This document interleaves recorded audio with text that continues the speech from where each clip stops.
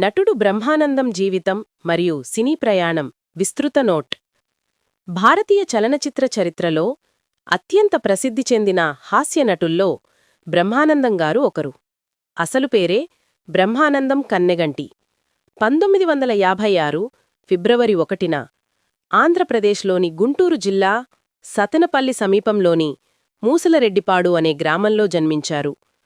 చిన్నతనం నుంచే హాస్యం, అనుకరణ, మాట్లాడే తీరు, ప్రేక్షకులను ఆకట్టుకోవడం వంటి లక్షణాలు ఆయనలో సహజంగా ఉండేవి. విద్య, ఉద్యోగం.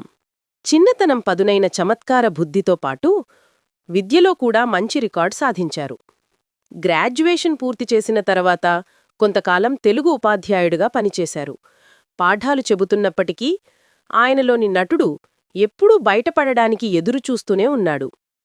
సినీ ప్రవేశం. బ్రహ్మానందం గారి సినీ ప్రయాణానికి ముఖ్య కారణం దర్శకుడు జంధ్యాలగారే. టీవీ ప్రోగ్రాంలలో, చిన్నపాటి స్టేజ్ షోలలో ఆయన చూపిన నటనను గమనించిన జంధ్యాలగారు 1987లో ఆహా నా పెళ్లంటా సినిమాలో ఆయనకి పెద్ద అవకాశం ఇచ్చారు. అదే సినిమా బ్రహ్మానందం జీవితాన్ని పూర్తిగా మార్చింది. తనదైన మోనోగ్యానిక్ స్టైల్, ముఖభావాలు, టైమింగుతో ప్రేక్షకులను అలరించి ఒక్కసారిగా ఇండస్ట్రీలో టాప్ కమీడియన్గా ఎదిగారు. Career highlights. తెలుగు చిత్ర పరిశ్రమలో 45+ సంవత్సరాల నటనా ప్రస్థానం.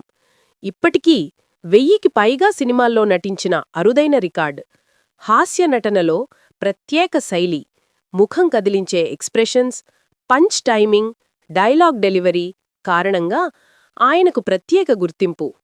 రౌడీ అల్లుడు, మన్మధుడు, అడవి చుక్కలు, అన్నమయ్య, బావనవ్వాడే, దువ్వాడ జగన్నాథం, రేసుగుర్రం, రెడీ వంటి ఎన్నో చిత్రాలలో చిరస్మరణీయ పాత్రలు.